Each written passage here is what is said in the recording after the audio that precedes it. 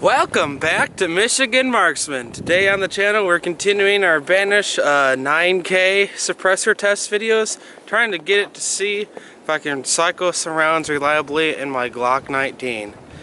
Today, based on comment recommendations in some of my past videos, I'm going to try out some striker springs. These springs have different poundages. You can see on the back here, hopefully, that there's 4 different poundages in here. I think the standard Glock striker spring poundage is the 6 or so, something like that maybe. I have to confirm that. I'll put a comment in here if that is true or not. But we're going to try these out. The best luck I've had was with the 13-pound recoil spring. That's the spring that goes underneath the barrel that actuates the slide, so that's part of the problem. Another thing that was recommended was testing out a optic cut versus a slide of optic on it, see if that makes a difference. And then today I'm going to be using a 15-round Glock branded mags, so your standard ones that come with the 19. So we're going to see if any of that works. I've had very little luck trying to get any rounds to cycle. The best I've gotten so far in my past 3 videos is maybe 3 rounds in a row or something like that. So I'm gonna try it out today. I got some different ammo, so let's go take a look at some of that ammo to see what we got. Let's get to it. Here's what we got today. We got a threaded Glock barrel with no optic cut on it. We got my normal carry Glock 19 here with optic. I weighed the slides separately and they're about the same pounds, so I don't know if that's going to even make a difference today. We haven't run our 15-round mags yet. We got a couple of those today to run. And we got some different grain ammo over here. So here's 115. I got hollow points that are 115 as well, I believe. Yep. And then I got 124 grain. Those are foam metal jackets. We got some hollow points. I got back here, this is, I believe, yeah, 124 grain plus P. See if that makes a difference, but obviously a little bit hotter round on that. Maybe it'll cycle with our suppressor on. We also got some more 124 grain. We got 147 grain over here. We got hollow points, and then we got some full metal jackets. I'm not really sure. The best look I've had so far was with the 124 grain, so we'll see how those are today. Like I said, we got our striker spring, and we're changing that out. I think the one I saw recommended in the comments was the 4.5 pound one, but I'll double check and get that in the gun. And then we're going to be running this 13-pound spring most of the day, because that's the best I've had with this so far. We might start with the 15-pound spring just to see if we can get some of this to cycle right off the bat, but I highly doubt it. So let's put 5 rounds in and see how it runs. Alright, up first for our test today, we got my Glock 19 with no optic on it.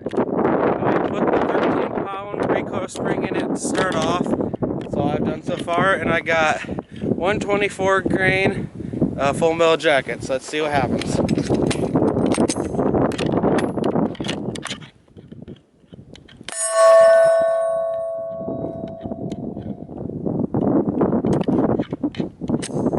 Okay, didn't go full into battery.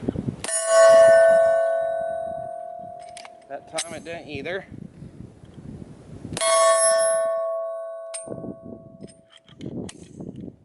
Another not full into battery.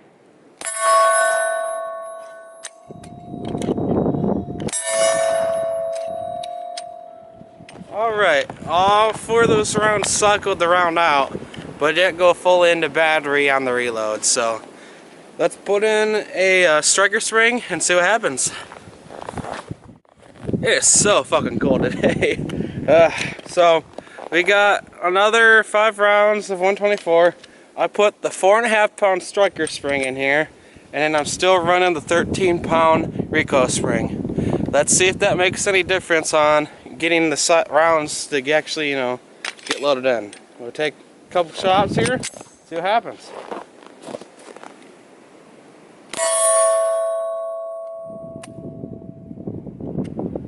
That looked like it may have loaded around in.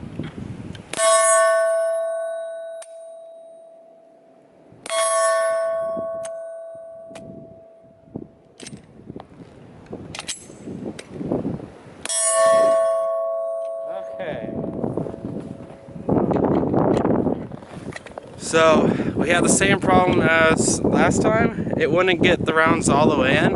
I'm gonna put in the 15-pound recoil spring to see if maybe that makes a difference. So let's load up some more and try again. So I'm out here filming some water. It's a little cold. This was thawed out earlier. God damn, it's cold. We got the 15-pound spring in it now. We still got the 4.5-pound striker spring. Still running 124 grains through it, so let's try it again.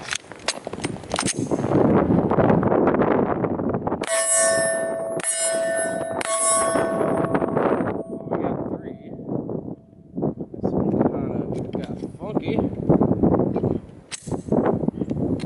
Alright, let's keep going.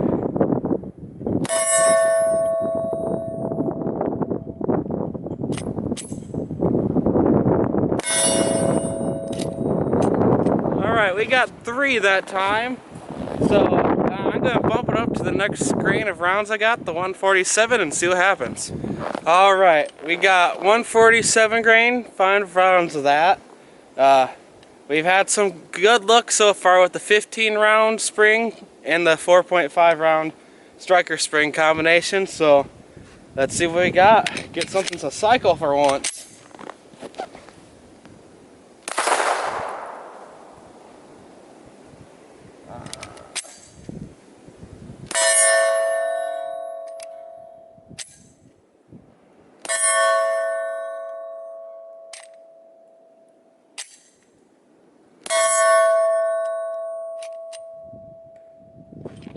Yeah, still nothing really cycling. That was kind of a letdown.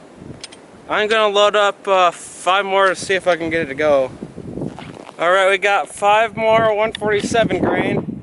Let's see if we can get it to run.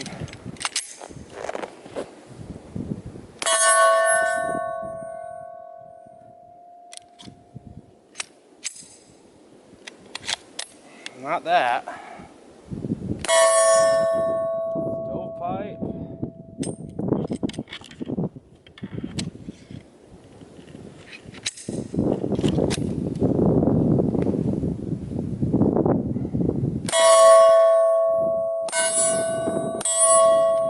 Got 3 more there. It's looking hopeful, honestly. I'm gonna try those 124 grain plus P's to see if that helps. Alright, we got the same spring combinations in here, but this time we're gonna have some hollow points. These are 124 grain plus P. A little bit spicier, so we'll see if that gets the cycle. So far, the best we've gotten is about 3 rounds back to back going through this, and that was both with the 147 grain and the 124 grain. So let's try this and see what happens.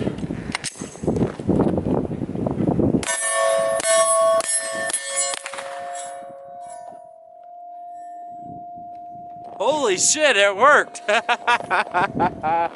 Oh my goodness. That was 5 rounds, no problems. I'm kind of impressed, honestly.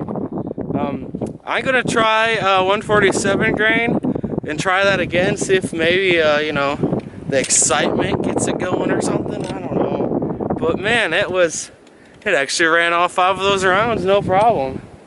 Those rounds are a little spicy. I had to it was like a little bit more recoil than I used to from this pistol, so I've never had plus P rounds, and obviously I get the hype with those. That packed a lot of punch, and those being hollow points, holy shit. But let's try the 147 and see if I can get something magical again to happen. Alright, I got 6 rounds of 147 here. We're gonna run them through, see if I can get them cycle. That 124 plus P has got me a little bit hopeful about this, honestly. But let's see if this remains to be the case. Oh,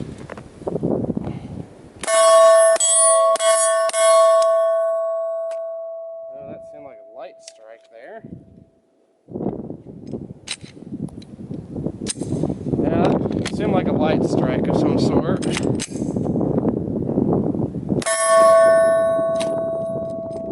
Alright, we're getting a couple more rounds every time running, so that's a good sign. I'm gonna try another striker spring adjustment. I have a 4-pound one back over there, so I'm gonna put that in and see if that makes a difference. But so far, it seems like the 15-pound recoil spring and the 4.5-pound recoil spring is working decently well. So let's put that in the gun and see what happens. As you can see, I got a couple light primer strikes so far. One is the 147 and one is the 124 grain. Obviously, once you start changing things with your striker spring, that's bound to happen. But so far, with the running I'm getting, like whether it's 3 rounds, 5 rounds, or whatnot, it seems like once this happens, it really breaks up the groove of the gun running. So, we're gonna try it again, put in the 4-pound striker spring and see what happens.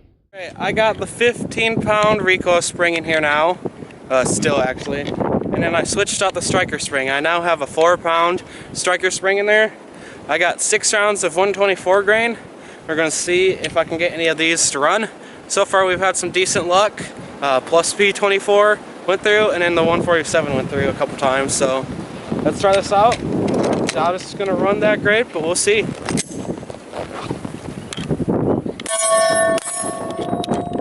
Failure to load.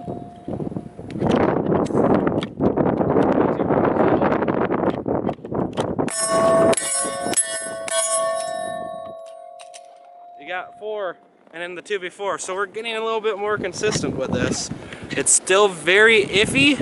I guess if you're doing failure training a lot, this would be what you would run. Get you in the rhythm of, clearing malfunctions and checking it out, but it seems to function 80% of the time, which I'm a numbers guy. That's still a little bit too iffy for me to think it's actually enjoyable shooting this.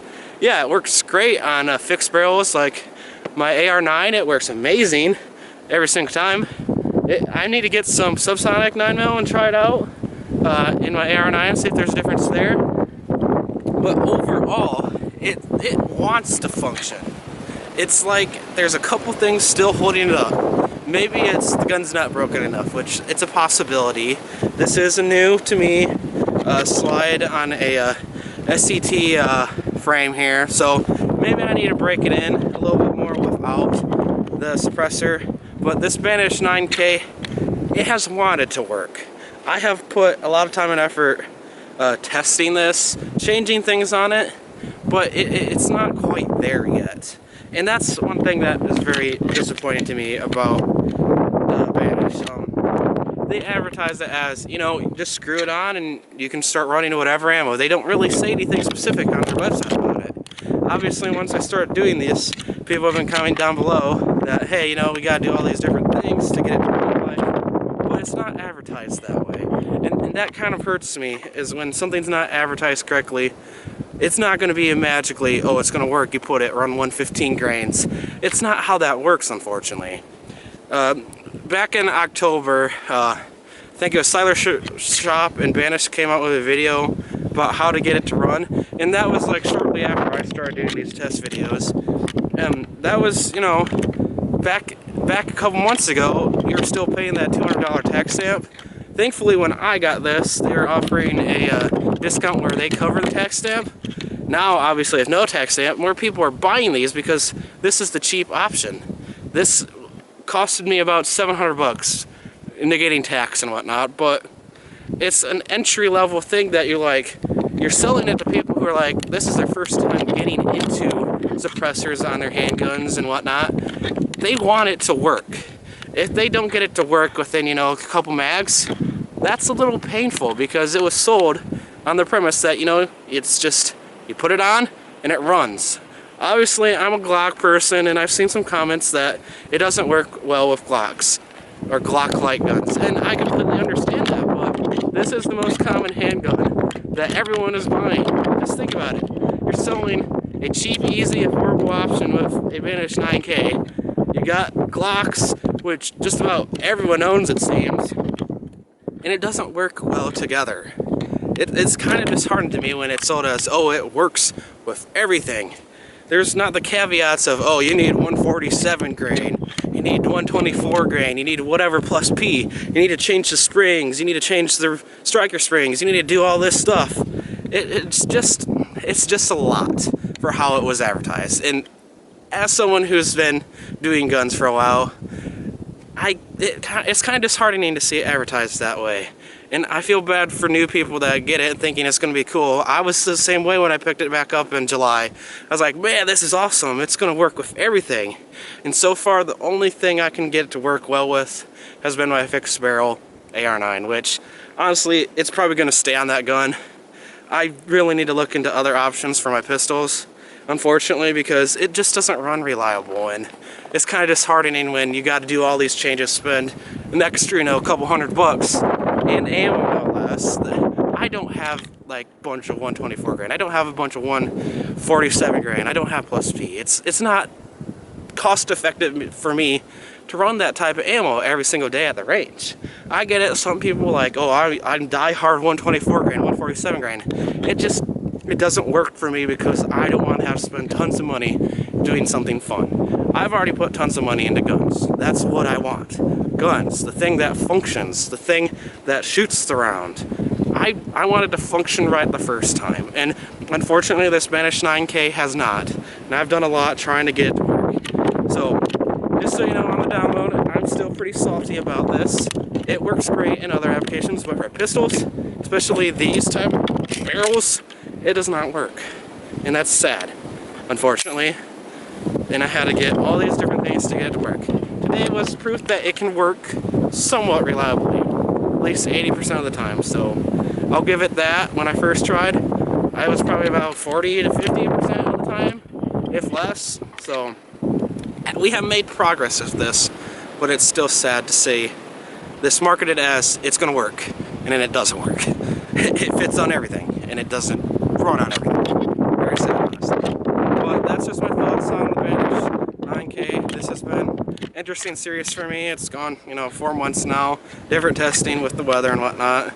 As you can see, it's winter and cold, freezing my ass off out here, but it's almost there. I wish it was all 100% working every single time. So that's the Banish K9K. This has been some interesting tests, so like and comment down below, put your thoughts. Is there anything else I should test with this to see if it's running, close to 100%? Because we're getting really close, and I don't know what more else I could do to get it, 100%, 2 more percent, whatever. We're almost there, but there's not really much else you can do. So comment, like this video, definitely is helping. Add more subscribers to my channel, get some good, click right through and stuff like that. We're doing pretty good. These videos have been my favorite to film, mainly because I get pissed afterwards and go to the bar. But it has worked pretty damn near 80%. So just put that in. If you want to spend $100 for something that works 80% of the time, you do that. I'm not going to do that. So it's going to stay on my fixed barrels. So thank you, everyone, and just keep blasting. We finally got blasting out of this for once, so I'm getting happy, but not 100%. All right, everyone, thank you.